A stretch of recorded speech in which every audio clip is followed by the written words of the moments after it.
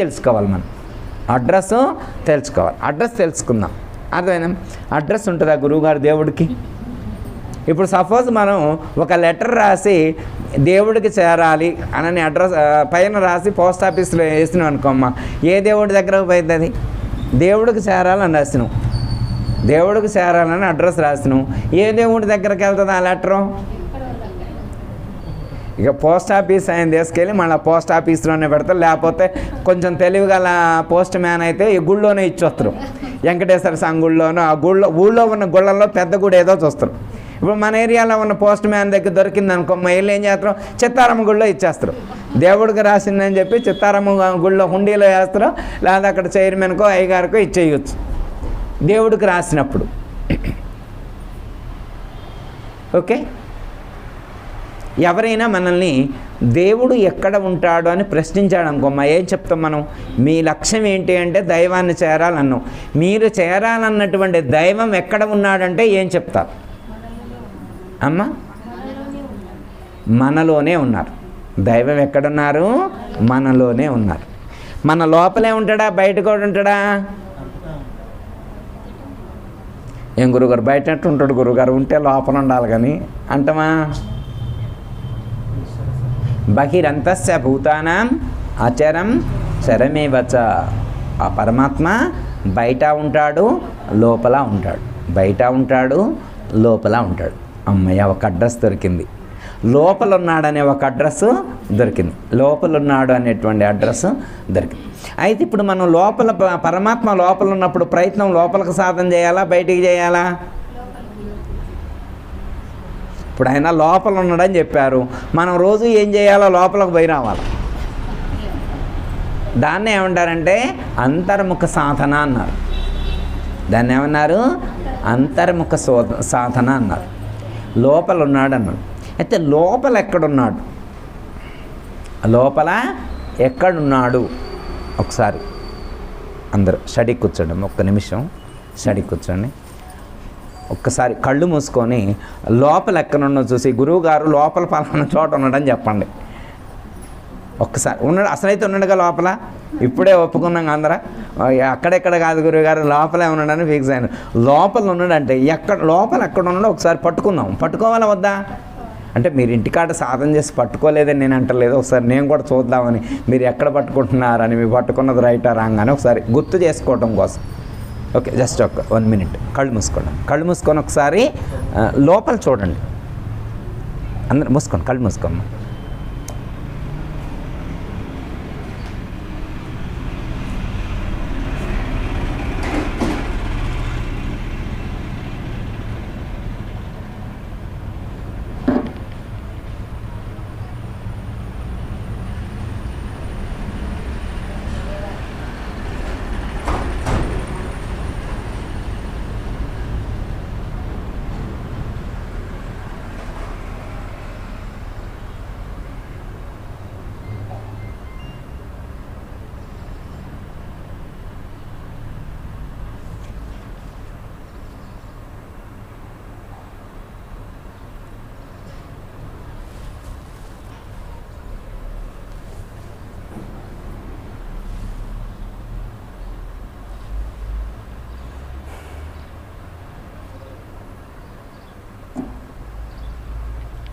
జయతల సద్గురు బ్రహ్మ మహారాజ్. ఏమైనా కొంచెం అనుభవంలోకి వచ్చిందా? లోపల ఉంటే తెలియబడాలి కదా. ఇప్పుడు ఆయన లోపల ఎన్ని రోజుల నుంచి ఉంటున్నమ్మా? మొన్న సంక్రాంతి పండుగ కాడించానా, పోనీ దసరా పండుగ కాడించా, దీపావళి పండుగ కాడించా, ఎప్పటి నుంచి ఆయన ఇందులో ఉంటున్నాడు అమ్మా? శరీరం పుట్టినప్పటి నుంచి. Right answer. శరీరం పుట్టినప్పటి నుంచి ఆయన ఇందులోనే ఉన్నాడు. ఓకే, అయితే ఇందులో ఎక్కడ ఉన్నాడు? పోనీ ఉన్న దేవుడు ఎలా ఉన్నాడు? ఉంటే ఉన్నాడు confirm is the right answer. ఇందులో ఉన్నాడు అనేటువంటిది రైట్ ఆన్సర్. ఉంటే ఆయన ఎలా ఉన్నాడు అంటే రాములాగా ఉన్నాడా, కృష్ణులాగా ఉన్నాడా, వెంకటేశ్వర స్వామి లాగా ఉన్నాడా, అమ్మవారి లాగా ఉన్నాడా, నరసింహస్వామి లాగా ఉన్నాడా, లక్ష్మీదేవి లాగా ఉన్నాడా, వినాయకుడు లాగా ఉన్నాడా, కుమారస్వామి లాగా ఉన్నాడా, సుబ్రహ్మణ్య స్వామి లాగా ఉన్నాడా, ఎలా ఉన్నాడు? ఉన్న దేవుడు ఎలా ఉన్నాడు, ప్లస్ ఎక్కడ ఉన్నాడు, శరీరంలో ఎక్కడ ఉన్నాడు, శరీరం నన్నంతటా ఉంటాడా లేకపోతే శరీరంలో ఒక్కచోట ఉంటాడా అనేటువంటిది జస్ట్ రివ్యూ, అర్థం కావటం కోసం. అర్థమైందమ్మా? మన శరీరంలో ఎలా ఉన్నాడు అనేదానికి శాస్త్రంలో ఏం చెప్పారంటే జ్యోతి వలె ప్రకాశిస్తూ ఉంటాడు అని చెప్పారు. అందుకే మనం దీపం జ్యోతి పరబ్రహ్మ దీపం సర్వతమోపహరణం దీపేన సాధ్యతే సర్వం సదా దీపం నమస్తుతే. దీపేన సాధ్యతే సర్వం, దీపాన్ని సాధిస్తే సర్వాన్ని సాధించినట్లేనట. దేన్ని సాధిస్తే? దీపాన్ని సాధిస్తే సర్వాన్ని సాధించి, దీపేన సాధ్యతే సర్వం. చదువుతాం అమ్మ. అంటే దీపాన్ని సాధిస్తే సర్వాన్ని సాధించినట్టే అంటే దీపం వెలిగేయటం అనుకుంటున్నారు అందరూ దీపం వెలిగేయడం. దీపం వెలిగేయటం కాదు, వెలిగే దీపాన్ని గుర్తించాలి. లోపల వెలిగే దీపాన్ని గుర్తించాలి, దాన్ని సాధించాలి. దీపేన సాధ్యతే, లోపల వెలిగే దీపాన్ని సాధిస్తే దీపేన సాధ్యతే. అర్థమైందమ్మా? సర్వాన్ని దీపేన సాధ్యతే సర్వం సదా దీపం నమోస్తుతే. సర్వాన్ని సాధించినటువంటి గొప్ప ప్రయోజనం కలుగుతుంది. అలా కలిగిన అప్పుడు అలాంటి దీపానికి నమస్కరించాలి. అర్థమైందమ్మా? దీపేన సాధ్యతే సర్వం అంటే దీపాన్ని సాధిస్తే సర్వము సాధించినటువంటి ప్రయోజనం కలుగుతుందని చెప్పారు. ఎలా కలుగుతుంది అన్నదాన్ని చిన్న ఎగ్జాంపుల్ ఒకటి చెప్తాను. ఒక ఆయన రోజు భిక్షా పాత్ర పట్టుకొని వీధుల వెంట ఆడుకుంటూ ఉన్నాడు. వీధుల వెంట ఆడుకుంటూ ఉంటారు. అతని వయసు 32 సంవత్సరాలు. 32 సంవత్సరాల వయసు. రోజు షాప్కి తిరిగి అడుక్కుంటూ ఉన్నాడనమాట. అతను మంచివాడు. 32 సంవత్సరాలు వయసు. మామూలు జనరల్గా ఎవరైనా కానీ యంగ్ ఎవరైనా వచ్చి అడుక్కున్నా అంటారు అనుకోండి, ఏమంటారు? పని చేసుకోవచ్చు కదా, దొన్నపోతులాగా నువ్వు అట్లను ఇట్లను అని తిడతారు. కానీ ఈయన చూస్తే అలా అనరు అనమాట. చూడంగానే పెట్టాలనిపిస్తే అంత మంచోడు అనమాట. ఎవరైనా కనిపించినా కానీ మంచి మాటలు చెప్తూ ఉంటాడు. ఎవరైనా మంచి చెప్పినా వింటూ ఉంటాడు. ఎవరిని ఇబ్బంది పెట్టడం వల్ల అతని వల్ల ఎవరికి ఇబ్బంది ఉండదు అనమాట. కొద్దిగా పెడితే ఏ రోజుకి ఆ రోజు సరిపెట్టుకొని జీవించేటువంటి వాడు. అంటే కటిక దారిద్ర్యాన్ని అనుభవిస్తూ ఉన్నాడు. రూపాయి కూడా లేదు. ఎవరైనా పెడితేనే జీవించటం జీవనాధారం. ఒకరోజు అతను ఇక ఎన్ని రోజులు ఈ ఏరియాలో ఉన్నా కానీ అంత ప్రయోజనం కలగట్లేదు, కొంచెం వేరే ఊరు వెళ్దామని చెప్పి వేరే ఊరు వెళ్తాడు. ఆ ఊరు వెళ్తే ఆ ఊరు కొత్త కదా, అయినా కానీ ఆ ఊరిలో కూడా అట్లా వీధి తిరుగుకుంటూ ఇంటింటికి తిరిగి ఆడుకుంటూ ఉంటాడు. అలా కొన్ని రోజులు ఆడుకున్న తర్వాత ఒకరోజు ఒకతను ఈయన ఎక్కడైతే ఆడుకుంటూ ఉన్నాడో ఆ గుడి దగ్గరలో ఇతను గుర్తించి బాగా పరీక్ష పెట్టి చూస్తూ ఉంటాడు. అక్కడే నిల్చొని దగ్గరకు వచ్చి వివరాలన్నీ అడుగుతాడు. నీ పేరేంటి, నువ్వెవరు, ఏ ఊరు నీది అని అవన్నీ అడుగుతాడు. ఆయన ఏమంటాడు, నాకు పేరేంటో తెలియదు, మాదే ఊరో తెలియదు, నా తల్లిదండ్రులు తెలియదు, ఐడెంటిటీ నో. ఈ శరీరానికి నో ఐడెంటిటీ లేదు. ఆకలి అవుతుంది కాబట్టి ఎవరన్నా అడుక్కోవటం, పెడితే తినటం, లేకపోతే గాలి పీల్చుకోటి జీవించడం, నీళ్లు తాగి బ్రతకడం, అదే నా జీవితం అంటాడు. అయితే ఈయన్ని బాగా గుర్తుపడతారు. ఆ పెద్ద మనిషి ఆ పిల్లవాడిని బాగా గుర్తుపట్టి, నాకెందుకో కొంచెం డౌట్ వస్తుంది, నువ్వు మా ఫ్రెండ్ వాళ్ళ అబ్బాయిలాగా ఉన్నావు నువ్వు అని చెప్పి అంటాడు. నాకేం తెలియదు, మీ ఫ్రెండ్ ఎవరో నాకేం తెలియదండి, అసలు నా గురించే నాకు తెలియదుగా, మీ ఫ్రెండ్ గురించి నేనేం చెప్పగలుగుతా అని చెప్పాను. కాదు, మా ఫ్రెండు కొడుకు చిన్నప్పుడు ఇట్లా పలానా తిరణాల్లో తప్పిపోయిండు, ఆ పిల్లవాడే నువ్వు అనుకుంటున్నా నేను అని చెప్పి వెళ్ళి, నువ్వు ఇక్కడే ఉంటావా? ఇక్కడే ఉంటా అంటాడు. వెళ్ళి వాళ్ళ ఫాదర్ని పిలుచుకొని వస్తాడు. ఈ చనిపోయిన ఆయన, అడుక్కునే ఆయన ఉన్నాడు కదా, వాళ్ళ ఫాదర్ని ఆయన వాళ్ళ ఫ్రెండ్ వెళ్ళి తీసుకొని వచ్చాడు. తీసుకొని వచ్చిన తర్వాత ఈ అబ్బాయిని బాగా పరీక్ష చేసిన తర్వాత ఫస్ట్ మెడ మీద పుచ్చుమట్టు ఉంటుంది, అది చూస్తారు. మెడ మీద పుట్టుమచ్చ ఉంది, ఇది ఒకటి కలిసింది అని అనుకున్నారు. తర్వాత అరచేతి కింది భాగంలో ఒక పుట్టుమచ్చ, అది కూడా గుర్తించారు. ఈ రెండు అయితే వాళ్ళకి ఐడెంటిఫికేషన్ మార్క్స్ సరిపోయినాయి. తర్వాత ఇంకా వాళ్ళకి డౌట్ వచ్చి బ్లడ్ టెస్ట్ చేస్తారు, డిఎన్ఏ టెస్ట్ చేస్తారు. డిఎన్ఏ టెస్ట్లో కన్ఫామ్ ఇక తేలిపోయింది, వాళ్ళ తండ్రి డిఎన్ఏ ఈ అబ్బాయి డిఎన్ఏ ఒకటే అని తేలిపోయింది. అరే నాయన నువ్వెవరువో కాదురా, చిన్నప్పుడు భద్రాచలంలో తప్పిపోయిన నువ్వు మళ్ళా చాలా సంవత్సరాల తర్వాత మా ఫ్రెండ్ నిన్ను గుర్తించాడు, ఇప్పుడు ఇక్కడ నువ్వు ఎవరో కాదు మా అబ్బాయి అని చెప్పి తీసుకెళ్ళాడు వాడింటికి. ఇప్పటి వరకు వాళ్ళకి పిల్లలు లేరు, ఉన్న పిల్లవాడు తప్పిపోయాడని చెప్పి బాధపడుతూ ఇన్ని సంవత్సరాల నుంచి గడిపారు. ఇప్పుడు పిల్లవాడు వచ్చాడు, వాళ్ళకి చాలా సంతోషం. కానీ ఇప్పుడు పిల్లవాడు వాళ్ళ తండ్రికి ఎంత ఆస్తి ఉంది, వాళ్ళ తండ్రికి ఎంత ఆస్తి ఉంది అంటే 370 కోట్ల ఆస్తి ఉంది. తండ్రికి ఎంత ఆస్తి ఉంది? 370 కోట్ల ఆస్తి ఉంది. ఇప్పుడు 370 కోట్ల ఆస్తికి ఈ పిల్లవాడు వారసుడు అవుతున్నా కాదా? ఇప్పుడు ఈ రోజు నుంచి 370 కోట్లకు వారసుడు. మరి ఇంతకు ముందు కూడా ఈ పిల్లవాడు వారసుడు కాదా?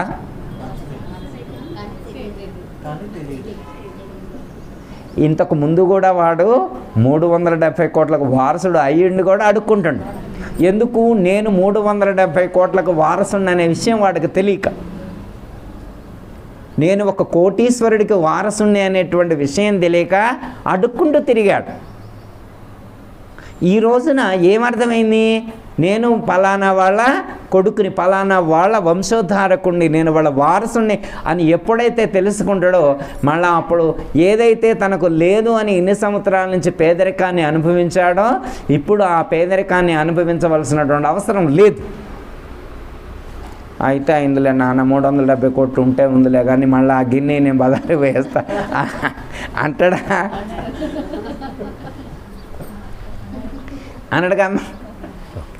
అంటే ఇప్పుడు ఆయన 370 కోట్ల పిల్లవాడు సంపాదించాడు కొత్తగా. ఏం చేశాడు? తనేం చేయలా, తాను 370 కోట్లకు వారసుడు అనేటువంటి విషయాన్ని గుర్తించాడంతే. తానేం సంపాదించలా, ఇప్పుడేమి కొత్తగా ఏమీ సంపాదించలా, రూపాయి కూడా సంపాదించలా, తెలుసుకున్నాడు అంతే. ఏం తెలుసుకున్నాడు? తానే వారసుణ్ణి అనేటువంటి విషయాన్ని తెలుసుకున్నాడు. ఎప్పుడైతే తాను వారసుణ్ణి అని తెలుసుకున్నాడో అప్పుడు ఆ సర్వస్వానికి కూడా ఇతను అధిపతి అయ్యాడు. అర్థమైందమ్మా? దీపేన సాధ్యతే సర్వం అనే పదం యొక్క అర్థం ఇది. అర్థమైందమ్మా? అతను ఎప్పుడైతే కోటీశ్వరుడు యొక్క వారసుడని గుర్తించబడ్డాడో అప్పుడే కోటీశ్వరుడు అయ్యాడు. ఎప్పుడైతే లోపల ఉన్నటువంటి దీపాన్ని గుర్తిస్తాడో, ఎప్పుడైతే లోపల వెలిగేటువంటి దీపాన్ని గుర్తిస్తాడో దీపేన సాధ్యతే సర్వం, సర్వం కూడా సాధించబడుతుంది.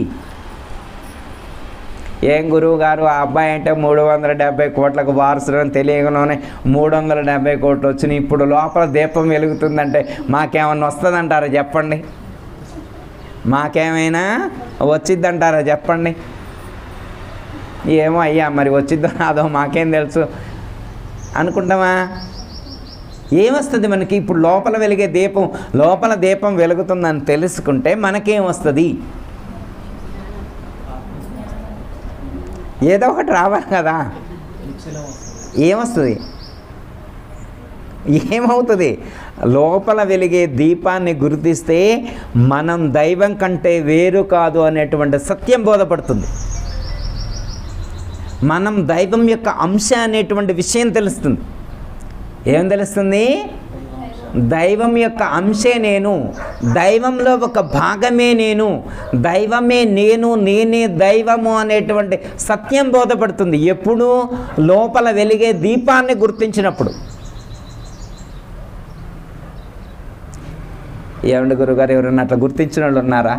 లోపల దీపం వెలుగుతుందని గుర్తించిన వాళ్ళు ఎవరైనా ఉన్నారా? వాళ్ళు నిజంగా దేవుడి యొక్క అంశం తెలుసుకుంటారా?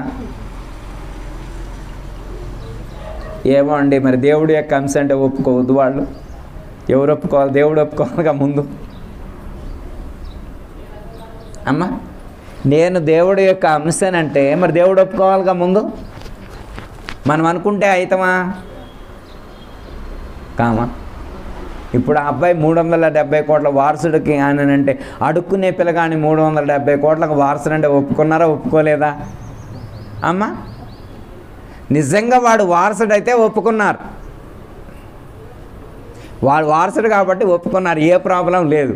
ఇప్పుడు మనం దీపం నేనంటే లోపల వెలిగే దీపం నేనంటే మనం కూడా దేవుడి యొక్క అంశం అంటే ఒప్పుకుంటారో లేదో అనేటువంటి చింత అవసరం లేదు, అలా ఫీల్ అవ్వాల్సినటువంటి అవసరం లేదు. భగవద్గీతలో 15వ అధ్యాయంలో శ్రీకృష్ణ పరమాత్మ చెప్తారు, మమైవాంసో జీవలోకే జీవభూత సనాతనః, మమైవాంసో జీవలోకే జీవభూత సనాతనః, మమైవాంసో, ఈ ప్రపంచంలో ఉన్నటువంటి సమస్త ప్రాణికోట్లన్నీ కూడా నా యొక్క అంశయే. ఆయనే డిక్లరేషన్ సర్టిఫికేట్ ఎవరిచ్చారు? మరి పరమాత్మే డిక్లరేషన్ సర్టిఫికేట్ ఇస్తే ఎవరన్నా ఏదన్నా అన్నారు ఇంకొమ్మ కోర్టులో తీసుకుపోయి భగవద్గీత పెట్టాలి. ఎంతమంది వెంకటేష్ అని పవన్ కళ్యాణ్ సినిమా ఏదో ఉంది ఒకటి, గోపాలమా గోపాలుడు ఆ సినిమా ఉంది కమ్మ, దాంట్లో వెంకటేష్కి పవన్ కళ్యాణ్ భగవద్గీత తీసుకొచ్చి ప్రూఫ్స్ కావాలంటే ఇందులో ఎవిడెన్స్ కావాలంటే ఇందులో నేను చెప్పారు కదా, మనం కూడా అలా ఎవిడెన్స్ ఇవ్వచ్చు. ఏమన్నారు? మమైవాంసో జీవలోకే జీవభూత సనాతనః, ఈ ప్రపంచంలో ఉన్నటువంటి సమస్త ప్రాణికోట్ల అన్నింటి యందు నేనే ఉన్నాను. అమ్మయ్య, ఆయనైతే ఒప్పుకున్నాడు, నేనే ఉన్నాను అని చెప్పి ఆయన ఒప్పుకున్నాడు.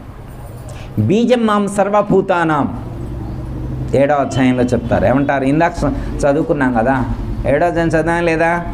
దాంట్లో ఏం చెప్పారు? బీజం మాం సర్వభూతానాం, ఈ ప్రపంచంలో ఉన్నటువంటి సమస్త ప్రాణికోట్లన్నింటికీ కూడా బీజప్రదుడను నేనే. నా నుండే ఈ సమస్త జగత్తు పుట్టింది, సమస్త ప్రాణికోట్లన్నీ కూడా నా యందే ఉద్భవించినాయి. కాబట్టి ఎవరు కూడా చింతించాల్సినటువంటి అవసరం లేదు, ఎవరు కూడా దిగులు పడాల్సినటువంటి అవసరం లేదు. అందరూ కూడా నా యొక్క అంశలే, నా యొక్క స్వరూపములే అని చెప్పి పరమాత్మ క్లియర్ కట్గా చెప్పారు. అర్థమైంది అమ్మ?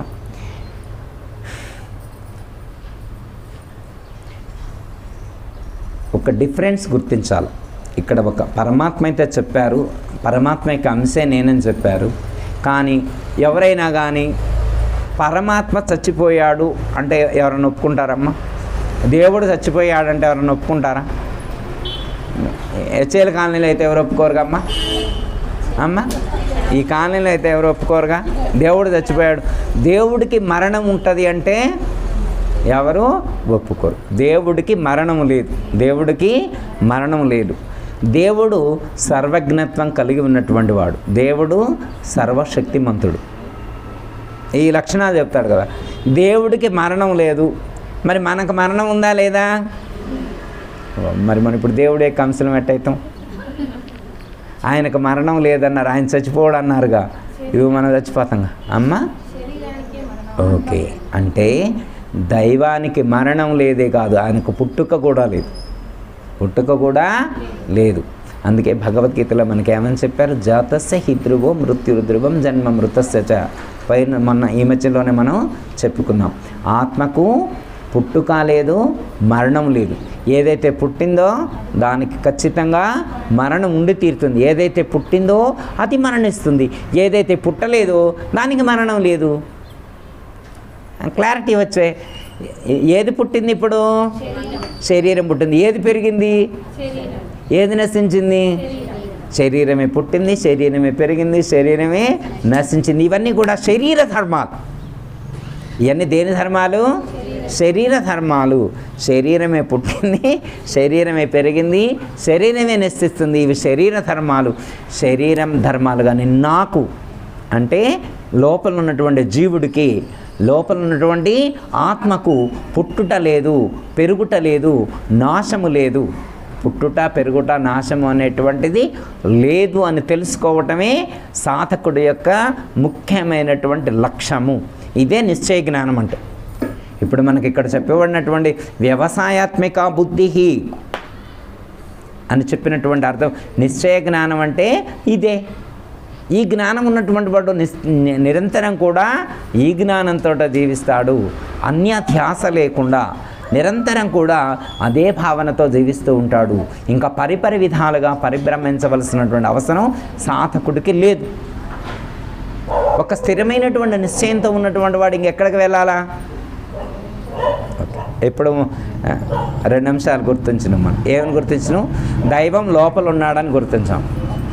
దైవం దీపం వలె వెలుగుతూ ఉంటాడని గుర్తించాం. ఏం గుర్తించినాం? దైవం శరీరంలో ఉన్నాడని గుర్తించాం. దైవం జ్యోతి వలె ప్రకాశిస్తూ ఉంటాడని గుర్తించాం. దైవానికి నాశం లేదు అని గుర్తించాం. దైవానికి పుట్టుక కూడా లేదు, జననము లేదు, మరణము లేదు. ఇవి కదా గుర్తించామా లేదా? దైవం ఇప్పుడు ఎక్కడున్నాడు? మనలోనే ఉన్నాడు, మనలోనే ఉన్నాడు. మరి దైవం నీలోనే ఉంటే మళ్ళీ కాశీ పోతా, రామేశ్వరం పోతా, భద్రాచలం పోతా, తిరుపతి పోతా, మరి ఇవన్నీ ఎందుకు? అంటే లోపల ఉన్న దైవం నిజం కాదనే, ఇంతకంటే గొప్ప దేవుడు అక్కడ ఉన్నాడనే. మళ్ళీ ఎందుకు మరి ఈ థాట్స్ ఎందుకు వస్తున్నాయి? ఇప్పుడేగా జ్ఞానం చెప్పాం కదా, లోపలే దేవుడు ఉన్నాడు అన్నాం కదా. జ్ఞానం లేనప్పుడు ఓకే, మనకు జ్ఞానం లేనప్పుడు అమ్మ దేవుడు అక్కడ ఉంటాడు ఇక్కడ ఉంటాడు చాలామంది చెప్పారు కాబట్టి ప్రయత్నం చేస్తాం. కానీ ఇప్పుడు భగవద్గీత చదువుతున్నాం, పోచమ్మ అరుగుల్లో సత్సంగం పెట్టుకుంటేవి, మరి భగవద్గీత అధ్యయనం చేస్తుంటేవి. భగవద్గీతలో మనుషులు చెప్పేదా? ఇది సాక్షాత్తు శ్రీకృష్ణ పరమాత్మచే చెప్పబడినటువంటి దివ్యమైనటువంటి అద్భుతమైనటువంటి అపారమైనటువంటి జ్ఞానామృతం. ఏమని చెప్పారు పరమాత్మ? శరీరంలో దైవం ఉన్నాడని చెప్పారు. శరీరంలోనే దైవం ఉన్నాడు, దీపం వలె ప్రకాశిస్తూ ఉన్నాడు, ఆయనకు పుట్టుక లేదు, నాశము లేదు అని తెలుసుకున్నాం. మరి దైవం ఇక్కడే ఉన్నాడని తెలుసుకున్న తర్వాత మళ్ళీ ఇంకెక్కడో ఉన్నాడని చెప్పి తెల్లారి ప్రొద్దుటే లేవంగంలోనే సంచి తగిలించుకొని పోతే ఏమిటి అర్థం? అంటే భగవద్గీతలో శ్రీకృష్ణ పరమాత్మ చెప్పింది నిజం కాదనే, మరి ఇప్పుడు దాకిన్నది అబద్ధమనే, దైవం ఇక్కడున్న దేవుడు కంటే అక్కడ వేరే ఇంకో గొప్ప దేవుడు ఉంటాడనే. అంటే ఏంటి అర్థం? అంటే మనం తెలుసుకున్న, మనం పలికినటువంటి మాట మీద మనకే నమ్మకం లేదా? ఏవో గురువుగారు చెప్తే అంటే మాత్రం నిజంగా ఇందులో ఉంటాడా? అందరూ అనమన్నారు కాబట్టి మేము కూడా అన్నాం. అమ్మ ఇప్పుడు పెద్ద తలకాయలు వాళ్ళు అన్నారు కాబట్టి, వాళ్ళు అనమన్నారు కాబట్టి వాళ్ళతో పాటు మేము కూడా అన్నాం ఇందులోనే ఉన్నాడని. ఉన్నాడని చెప్పేస్తే ఉంటాడా? మాలో కూడా ఉంటాడా దేవుడు? భలేగుందిలే గురువుగారు. ఉంటే పండితుల్లో ఉండాలా, మహాత్ముల్లో ఉండాలా. రమణ మహర్షిలో దేవుడు ఉన్నాడంటే ఒప్పుకోవచ్చు, రామకృష్ణ పరమహంసలో దేవుడు ఉన్నాడంటే ఒప్పుకోవచ్చు, వివేకానంద స్వామిలో దేవుడు ఉన్నాడంటే ఒప్పుకోవచ్చు, మీరాబాయిలో దేవుడు ఉన్నాడంటే ఒప్పుకోవచ్చు, తులసీదాసులో దేవుడు ఉన్నాడంటే ఒప్పుకోవచ్చు, శ్రీరామదాసులో దేవుడు ఉన్నాడంటే ఒప్పుకోవచ్చు. మాలో కూడా ఉంటాడు. భక్త తుకారాంలో దేవుడు ఉన్నాడంటే ఒప్పుకుంటాం గురువు గారు. మాలో ఉన్నాడంటే ఎట్లా ఒప్పుకుంటాం? నిరంతరం మా జీవితం మీరు ఇంటికి వచ్చి చూస్తే తెలుస్తుంది. మీరు కాదేమ్మా, లోకం సంగతి. మేము ఎంత భక్తితో ఉంటామో, ఎంత జ్ఞానంతో ఉంటామో, మా ఆచరణ ఏందో, మా కథ ఏందో, మా పరిస్థితి ఏంటో మీకేం తెలుసు గురువు గారు అన్నట్టుంటుందమ్మా.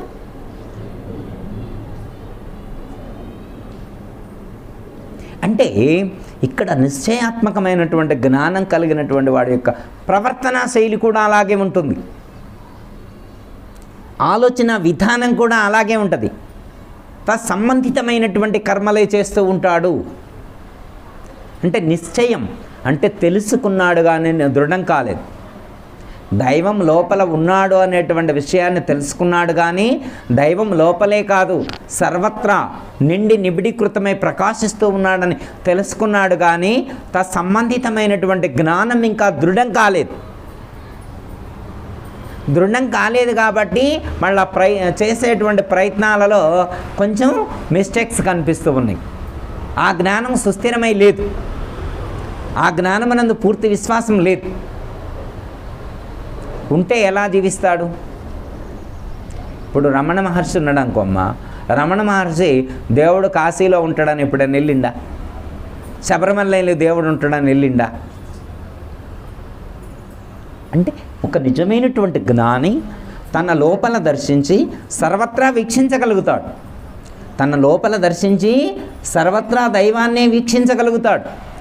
ఏమంటే గురువుగారు మరి లోపల దైవాన్ని ఎత్తుకున్న తర్వాత ప్రతి గుళ్ళో కూడా దైవాన్నే చూడాలా అంటారు. ప్రతి గుళ్ళో కూడా ఆ దీపాన్నే చూడాలా అంటారు. మళ్ళీ గుళ్ళు అంటే చాలామంది అనుకుంటారు పోచమ్మ గుడి కాడికి రావాలా, చిత్తారం గుడి కాడికి రావాలా, రామాలయం కాడికి రావాలా అంటారు. దేన్ని దేవాలయం అంటారు? దేహం. ఎక్కడ దేవుడు ఉంటే అదే దేవాలయం. ఎక్కడ దేవుడు ఉంటే అదే దేవాలయం. మరి ఇప్పుడు ఇందులో ఉండడం చెప్పారా లేదా? ఏమో గురువు గారు గట్టి చెప్పలేదు మేము అని అంటారా? అనం కదా. ఇందులో ఉన్నాడు కదా. దేవాలయం ఏది? ఇదే దేవాలయం. శరీరం. దేవాలయానికి స్నానం చేపించడం ఏంటి? ఇదే దేవాలయం. మనం దేవాలయానికి వెళ్తే రోజు స్నానం చేసిపోవమ్మా. అయితే ఇక్కడ స్నానం చేయాల్సింది మనస్సు స్నానం చేసి లోపల గుళ్ళో ఉన్నటువంటి దేవుడిని పూజ చేయడానికి వెళ్ళాలి. మనస్సు ఎక్కడ స్నానం చేయాలి? జ్ఞాన గంగలో. మనస్సు ఎక్కడ స్నానం చేయాలి? జ్ఞానం అనేటువంటి గంగలో ముంచాలి దాన్ని. జ్ఞానం అనేటువంటి గంగలో ముంచినప్పుడు మాత్రమే అది శుద్ధి అవుతుంది. అప్పుడు ఆ పూజ చేసేటువంటి అర్హతను లేకపోతే ఆ యొక్క అనుభూతిని పొందగలుగుతుంది. మీకు అర్థమై కావటానికి ఒక ఎగ్జాంపుల్ ఒకటి చెప్తా. త్రివేణి సంగమము విన్నారమ్మ పేరు? త్రివేణి సంగమము ఎక్కడ ఉంటుందంటే యూపీలో అలహాబాదా? అదేనమ్మా. అక్కడ అలహాబాద్లో ఉంటుంది. అక్కడ త్రివేణి సంగమం అని ఎందుకన్నారు అంటే 3 నదులు కలిసినాయి అక్కడ. ఏమేమి నదులు అమ్మ? 3 నదులు కలిసినాయి అమ్మ. చెప్పాలి మరి. గంగా యమున సరస్వతి. గంగా యమున సరస్వతి. గంగా యమున అనేటువంటివి పైకి కనిపిస్తూ ఉంటుంది. సరస్వతి నది అనేటువంటిది అంతర్వాహినిగా ప్రవహిస్తుంది. మనం అక్కడికి వెళ్ళినప్పుడు వాడు పడవలో తీసుకుపోయి అటు నీళ్ళు అట్లున్నాయి, ఇటు నీళ్ళు ఉన్నాయి, చూడండి ఆ కలర్స్ డిఫరెన్స్ అని మనకి అర్థమయ్యేది చెప్తారు. 3 కలిసినటువంటి పాయింట్ కాడి తీసుకెళ్ళి పడవ ఆపి ఇక మునగండి అంటారు. మునగండి అంటే మునుగుతాం. స్నానం చేసింది అమ్మయ్య. త్రివేణి సంగమంలో స్నానం చేస్తే శుద్ధి అవుతుంది. త్రివేణి సంగమంలో స్నానం చేస్తే శుద్ధి అవుద్ది. ఏమి శుద్ధి అవుద్ది? శరీరం శుద్ధి అవుద్ది అనేటువంటిది శాస్త్ర నిర్ణయం. పెద్దలు నిర్ణయించారు. ఇది బాక్యార్థం. త్రివేణి సంగమంలో స్నానం చేస్తే శరీరం శుద్ధి అవుతుంది అనేటువంటిది బాక్యార్థం. కానీ అంతరార్థం ఏమని చెప్తారంటే ఇడ, పింగళ, సుషుమ్న అనేటువంటి ఈ 3 నాడులనే 3 నదులుగా అభివర్ణించారు. గంగా యమునలకు ఈ యొక్క 2 నాసికా రంధ్రాలు ఎడానాడి పింగళనాడి ఈ రెండిట్లో ఉంటాయి. ఇవి 2 నాడులు 2 నదులకు సంకేతం. అంతర్వాహినిగా ప్రవహించేటువంటి సరస్వతి నదిని సుషుమ్నా నాడితో పోల్చి చెప్పారు. ఈ 3 నాడులు ఎక్కడైతే కలుస్తుందో అది త్రివేణి సంగమం అని చెప్పారు. ఈ 3 నాడులు ఎక్కడ కలుస్తాయి? ఇడా, పింగళ, సుషుమ్నా నాడులు 3 నదులు అక్కడ కలిసినాయి. 3 నదులు అక్కడ కలిసినాయి. అక్కడికి వెళ్ళి స్నానం చేసినాయి. ఓకే, ఇక్కడ 3 నాడులు కలవాలన్నారు. ఇడా, పింగళ, సుషుమ్న అనేటువంటి 3 నాడులు ఎక్కడ కలుస్తాయంటే బొట్టు పెట్టుకునే కాడ ఆజ్ఞాచక్రంలో భూమధ్య స్థానం అంటారు. దాన్ని ఏమంటారు? భూమధ్య స్థానం అంటారు. 3 నాడులు కలిసేటువంటి చోటు. ఇక్కడ ఉండేటువంటి జ్ఞాన గంగ ఉంటుంది అనమాట. దీన్నే థర్డ్ ఐ అని కూడా అంటారు. జ్ఞాన నేత్రం అని కూడా యోగాలో చెప్తారు. అయితే ఇక్కడ జీవుణ్ణి తీసుకొచ్చి మనసుని తీసుకొచ్చి ఇక్కడ స్నానం చేయించాలంట. ఎక్కడ స్నానం చేయించాలా? ఈ యొక్క ఆజ్ఞాచక్రంలో దాన్ని 3 నాడులు కలిసే చోట జీవుణ్ణి స్నానం చేయించితే అప్పుడు శుద్ధ అవుతాడు. ఎప్పుడైతే 3 నాడుల్లో జీవుడు స్నానం చేస్తాడో అంటే ఆజ్ఞాచక్రాన్ని దాటుతాడో భూమధ్య స్థానంలో నుంచి కొంచెం పైకి వెళతాడో అప్పుడు తన యొక్క వ్యష్టిత్వాన్ని కోల్పోయి తన యొక్క స్వరూపాన్ని గుర్తించగలుగుతాడు. తాను దైవానికి సంబంధించినటువంటి సమగ్రమైనటువంటి జ్ఞానం సాధకుడికి అప్పుడు బోధపడుతుంది. అర్థమైందమ్మా? ఇప్పుడు ఏంటంటే మనం వాచాగా అన్నాం, దైవం అని చెప్పి, దైవం నాలో ఉన్నాడని చెప్పి వాచాగా అన్నం. కానీ ఎప్పుడైతే మనం ప్రాణాయామ సాధన ద్వారా, తారకాయోగ సాధన ద్వారా జీవుణ్ణి తీసుకెళ్ళి భూమధ్య స్థానంలో ఆజ్ఞాచక్రాన్ని దాటిస్తామో అప్పుడు మనం ఆ లోపల పైన ఉన్నటువంటి బ్రహ్మరంధ్రం దగ్గర, లేకపోతే మాడ దగ్గర ఉన్నటువంటి సహస్రార చక్రంలో వెలుగుతూ ప్రకాశించేటువంటి ఆ యొక్క ఆత్మస్వరూపాన్ని మనం చూడగలుగుతాం. గర్భగుడి అన్నారు దాన్ని. ఏం గుడి? గర్భగుడి. ఎక్కడుంది? సహస్రార చక్రం మాడ దగ్గర ఉంటుంది. మాడ దగ్గర ఉంటుంది సహస్రార చక్రం. ఇట్లా అంగిట్లో నుంచి లోపలికి ప్రాణాన్ని తీసుకొని వెళ్ళాలన్నమాట, జీవుడిని తీసుకొని వెళ్ళాలి. దానికే మనకి యోగ సాధన చెప్పడం అనేటువంటిది జరిగింది. ఓకే, ఇప్పుడు కొన్ని విషయాలు గుర్తించాం. దేహమే దేవాలయాన్ని గుర్తించాం, ఇందులోనే దైవం ఉన్నాడని గుర్తించాం. దీనికి జనన మరణాలు దేహానికే కానీ లోపల ఉన్నటువంటి చైతన్యానికి లేవని తెలుసుకున్నాం. ఇందులో ఉన్నటువంటి జీవుడు పూజారిగా ఉన్నాడు. జీవుడు ఎప్పుడైతే ప్రాణాయామ సాధన ద్వారా ఆ యొక్క ఆజ్ఞాచక్రాన్ని భేదించుకొని, షట్చక్ర భేదనం చేసుకొని పైకి వెళితే ఆ లోపల ఉన్నటువంటి జ్యోతి స్వరూపాన్ని దర్శించి ఒక దివ్యమైనటువంటి ఆత్మానుభూతిని, ఆత్మానందాన్ని, బ్రహ్మానందాన్ని జీవుడు అనుభవించగలుగుతాడు. అంటే ఆత్మానుభూతి అనేటువంటిది అప్పుడు సాధకుడికి బోధపడుతుంది, దృఢమవుతుంది. అప్పుడు దృఢమవుతుంది. అది మన యొక్క లక్ష్యం. అయితే మనకు ఇప్పుడు ఆ స్థితి ఎల్లప్పుడూ ఉండాలి. ఎప్పుడైతే మనం అలాంటి నిశ్చయంతో ఉన్నామో ఆ నిశ్చయానికి తగ్గట్లుగానే మనం ప్రయత్నం చేస్తూ ఉండాలి. మన యొక్క ప్రయత్నం కూడా ఆ దిశగానే ఉండాలి. ఇప్పుడు ఎందుకంటే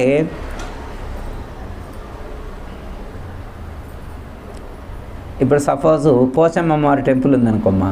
ఈ అమ్మవారి టెంపుల్ చిత్తారమ్మ గుడిని చూడటానికి ఎప్పుడైనా వెళ్ళి దయగుడి కొన్ని చిత్తారమ్మ కూడా ఎప్పుడైనా కానీ ఇక్కడికి వచ్చిద్దా చూడటానికి? కొన్ని చిత్తారమ్మ కూడా ఎప్పుడైనా తిరుపతి వెళ్ళిద్దా? ఎలా అంటే ఒక గుడి ఇంకో గుడిని చూడటానికి వెళ్ళదు. ఒక దేవుడు ఇంకో దేవుడిని చూడటానికి వెళ్ళాల్సిన అవసరం లేదు. ఎందుకంటే అంతటా ఉన్నది తానే కాబట్టి, అన్ని దేవాలయాల్లో ఉన్నది తానే కాబట్టి, మరి ఈ దేవాలయాన్ని తీసుకొని ఆ దేవాలయం ఈ దేవాలయం ఆడికిడికి తిప్పడం ఎందుకు? రైటా కదా?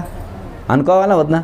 అంటే మాటలు అనుకుంటే సరిపోదు, ఆచరణపూర్వకంగా ఆ స్థితి కలిగి ఉండాలి.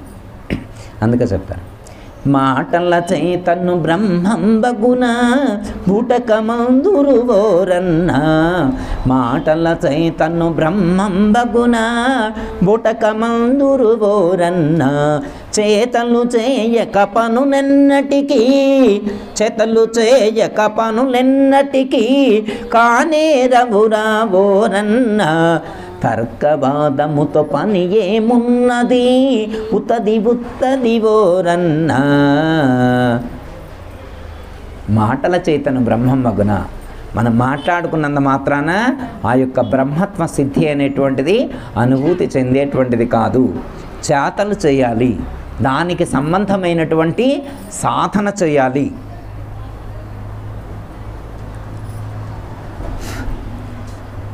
చిన్న ఒక క్వశ్చన్ అమ్మ అడుగుతాం, మీరు కరెక్ట్ చెప్పండి. ఇప్పుడు సపోజ్ మనకి బాగా ఇష్టం అమ్మవారు అనుకోండి, దుర్గాదేవి. మనకి బాగా ఇష్టం దుర్గాదేవి. దసరా పండుగ రోజున మన ఇంటికి వస్తా అన్నది అనుకోమ్మ. ఇక్కడ దుర్గాదేవి రాత్రి స్వప్నంలో కనిపించి నేను ప్రొద్దుటే మీ ఇంటికి వస్తా, నువ్వు ప్రిపేర్ అయ్యి రెడీగా ఉండు అని అంటే 7ంటికి వస్తా అన్నది అమ్మవారు. మరి మనం తెలుసు అన్నమాట, హైదరాబాద్లో పెందలాడు లేవరు కాబట్టి మరి ప్రొద్దుటే వస్తే తెల్లారుదామని వస్తే బాగోదని చెప్పి కొంచెం 7:00 అని చెప్పింది అనమాట. కొంచెం 7ంటికి వస్తా అన్నది. అసలు వస్తే వచ్చిందిలే అమ్మవారు, ఎప్పుడు రాని అమ్మవారా, కొత్త అమ్మవారా అని చెప్పి లేవకుండా అంతే పడుకుంటామా అమ్మ? వస్తే వచ్చింది నేను అంతే పడుకుంటామా? పక్కెత్తకుండా, మొహం కడుక్కోకుండా, స్నానం చేయకుండా, డ్రెస్ మార్చుకోకుండా వస్తే ఆడికి పోతే కనపడకుండా పోయిద్దా అని అంటామా? అమ్మో అమ్మవారు వస్తుంది, ఇట్లుండకూడదని చెప్పి ముందు స్నానం చేసి బొట్టు పెట్టుకొని ఇల్లంతా ఊడ్చి ఇల్లంతా తుడిచి పూజా మందిరం రెడీ చేసి అమ్మవారికి ఏది ఇష్టం తెల్లవారుదామన్న 3ంటికే లేచి నైవేద్యాలన్నీ వచ్చి అమ్మ చక్కెర పొంగలి, పరవన్నం, పులిహార, దద్దోజనం, తిగ్దాన్నం పూర్ణాలు అన్నీ రెడీ చేసి పెడతామా లేదా? అమ్మవారు వస్తానంటే ఎంత ప్రియారిటీ. అమ్మవారు వస్తారంటే నిజమా కాదా? నిజమేనమ్మ కాదా? జోక్ కాదు. వస్తే ఇవన్నీ చేస్తారా లేదా?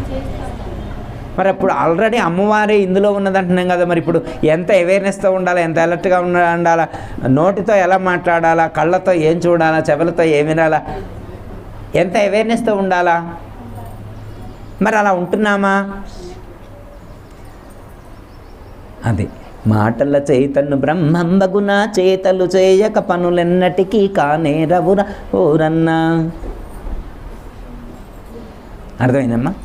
అంటే అనుకుంటే సరిపోదు, ఆ స్థితిని పొందాలి, ఆచరించాలి, ఆ ప్రయత్నం చేయాలి. ఓకే అమ్మా? అయితే అంటే ఇక్కడ ఏమని చెప్తున్నారంటే, ఒక నిశ్చయాత్మకమైనటువంటి బుద్ధి కలిగి ఉన్నటువంటి వాడు ఆ విధంగానే ప్రయత్నం చేస్తాడు.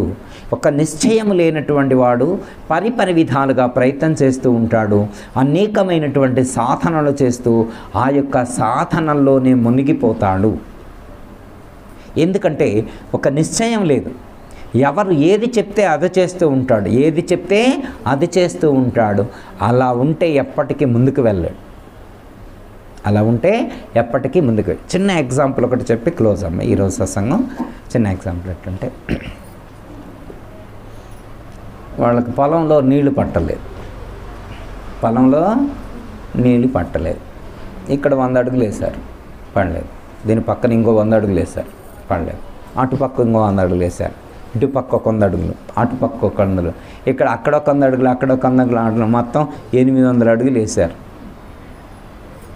8 చోట్ల 800 అడుగులు వేశారు. నీళ్లు పడ్డాయా? పడలేదు.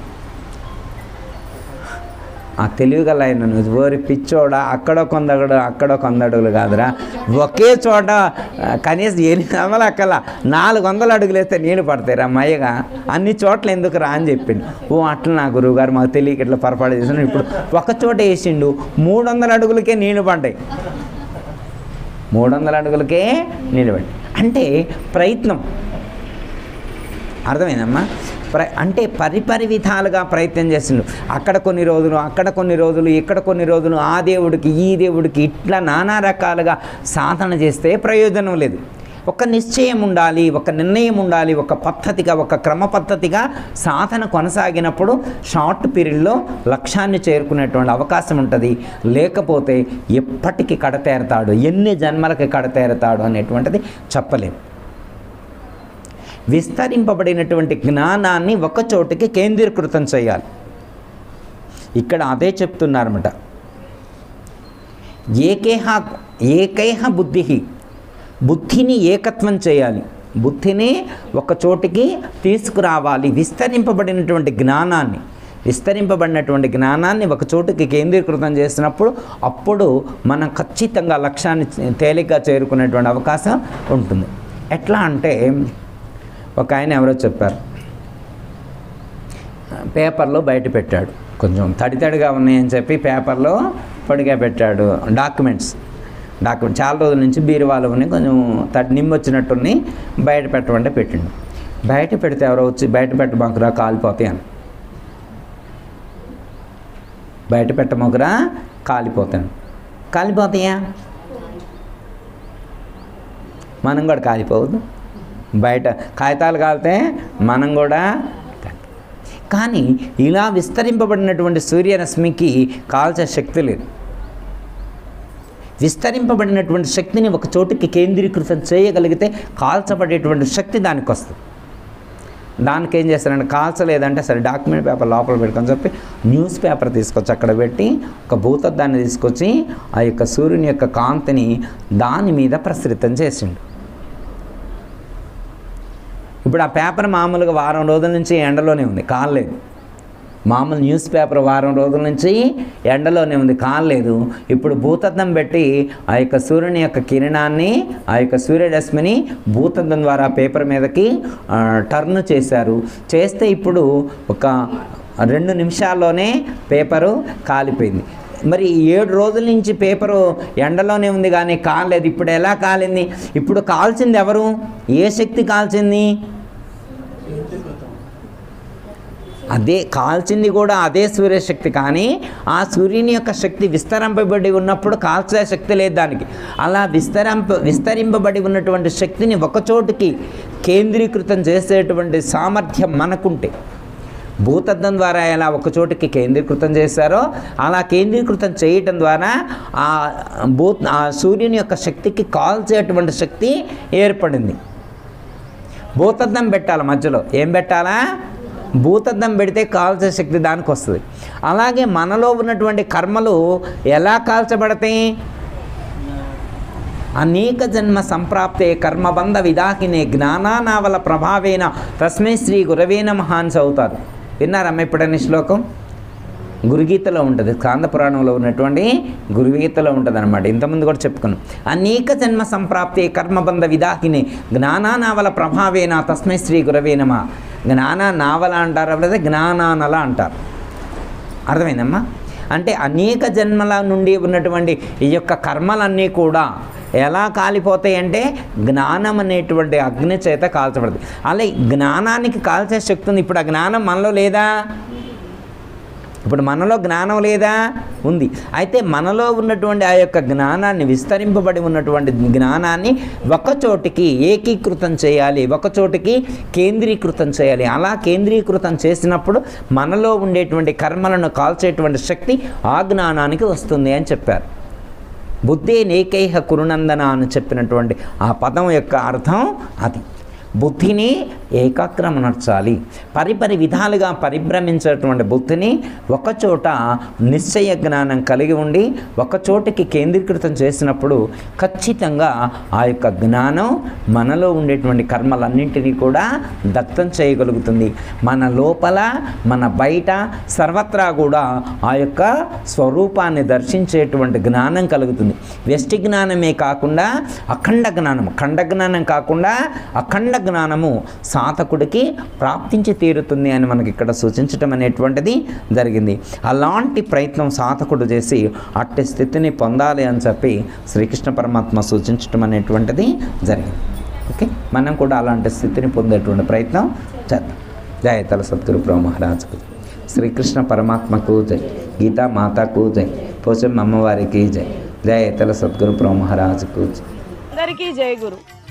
మరిన్ని ఆధ్యాత్మిక రహస్యాల కోసం అచల బోధ, ఆత్మబోధ, భగవద్గీత, అలాగే పండుగల్లో దాగిన అర్థాలు, అంతరార్థాల కోసం మరియు యోగము, ధ్యానము మొదలైన అనేక ఆధ్యాత్మిక తెలుగు ప్రవచనాల కోసం క్రింద ఉన్నటువంటి రెడ్ కలర్ సబ్స్క్రైబ్ బటన్ను క్లిక్ చేయండి.